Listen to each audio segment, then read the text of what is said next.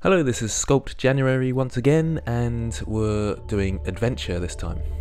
So I'm creating a tree, and I use the skin modifier. Use Control A to make the bits smaller or bigger. It's like the scale tool. And you select a point and you press Control A.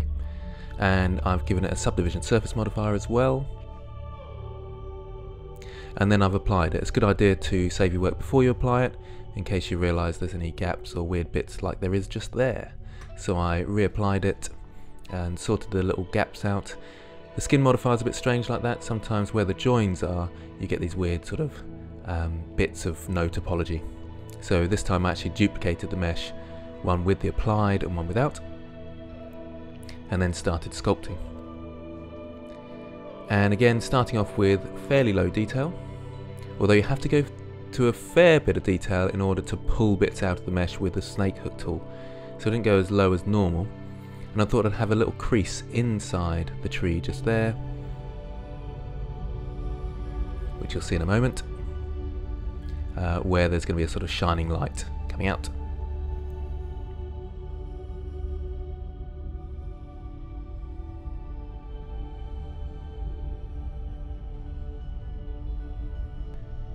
This one took about 3 hours in total, a little bit quicker, but it's still a bit too long really. Still very much enjoying it, and thanks very much for the comments. It's really nice to see the comments. It's very motivating. I probably would have given up without those actually, so thanks very much to everybody who's got involved, given me advice, or just told me about how they feel about it.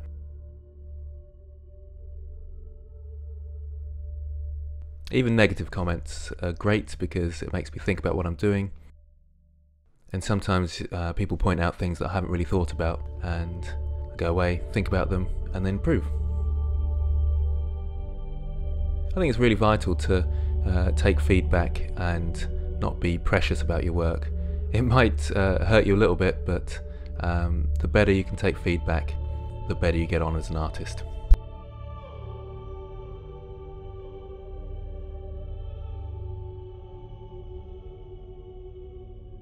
I like sculpting trees because they're organic and you can make lots of mistakes and play around with them.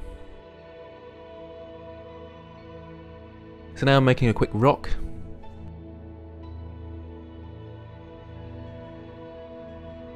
Probably need to practice rocks a bit more.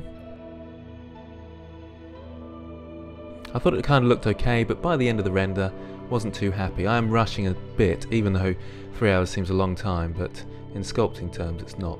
I've seen some people's work on Sculpt January and you think, wow, that is absolutely fantastic. I need to practice more. So thanks to those people, as it really is encouraging to see other people's great work. Sometimes a bit depressing as well, but generally it's a good thing. I'm just amazed that some of them have managed to do it in one day and they're still doing the whole challenge. It's just fantastic.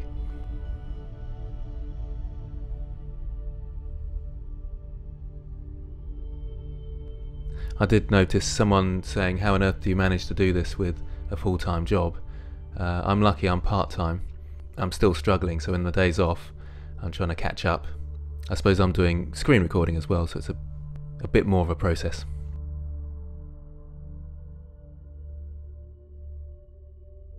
Now what's tricky with the Dyn Topo sculpt is when you get to these really tiny thin bits, especially in trees, sometimes it collapses in on itself. And what I use is the inflate tool to sort of inflate it back out, if I ever do that.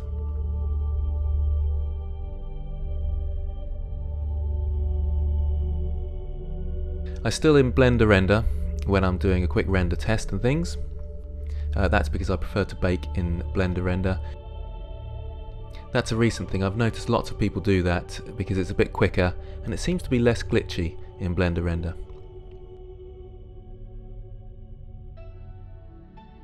But baking in general always seems to be a little bit glitchy and awkward, and just occasionally you get weird results that you weren't expecting. The more experienced you get, the more you realise what mistakes you've made, and then you go and change it.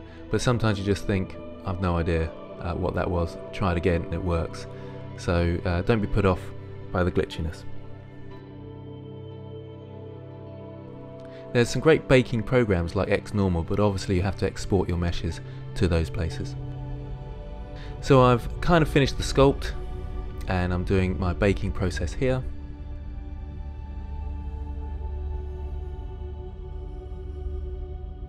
When you bake a normal map, it does seem to reduce some of the quality. I am only baking on 1024 maps, so maybe that's making a bit of a difference. You can see I'm doing a cavity bake there as well. Started doing that, as the cavity maps give you more options within the rendering and texturing. Doing the same for the rocks.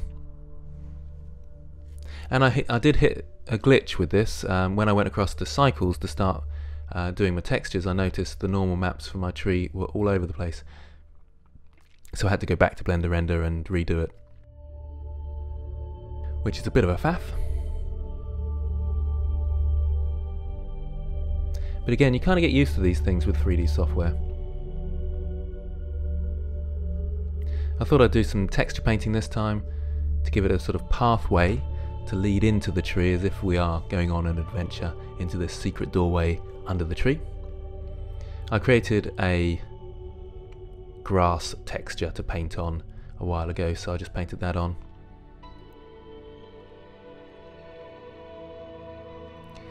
I'm rushing a bit now, is again, it's not really about painting, it's about sculpting, and I've pretty much finished the sculpt, so I'm just tidying it up and making it look pretty.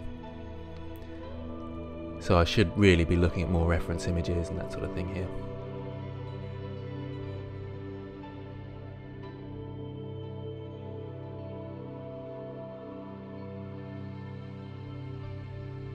So now I'm experimenting a bit with lighting. Now what I don't do much of is compositing, and I thought I really could do with a glowing light coming out of the bottom of the tree. So I had to quickly look that up again and figure out how you do that. But I think it works in the end. Here's me going back over the bakes to make sure it works and figure out the glitches. It's always frustrating when that sort of thing happens, but there we go, I managed to sort it out. And I'm taking my cavity map and my ambient occlusion maps and putting them in just to give the tree some texture. Really, I would much rather paint on the textures using the ambient occlusion and cavity maps as well. But because I've not unwrapped it properly, it makes it a bit tricky and you get seams all over the place.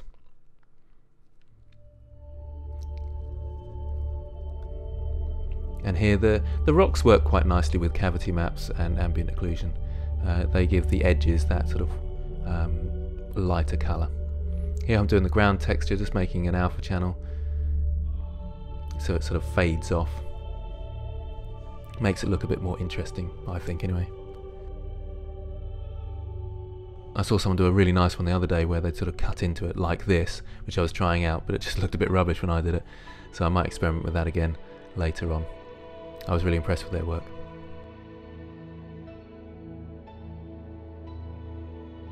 So it's kind of working at the moment. Hopefully my texturing hasn't detracted from the model. And lastly, I decided to put some leaves on the top and leaves on the ground just for a bit of fun. I'm not sure if that really helps, but it was kind of fun. So there we have it. Number 7, Adventure. I think the next one we're back to anatomy, so it's eyes tomorrow. Thanks again for all the comments and feedback. It's much appreciated. Links in the description, so get involved and I'll see you there.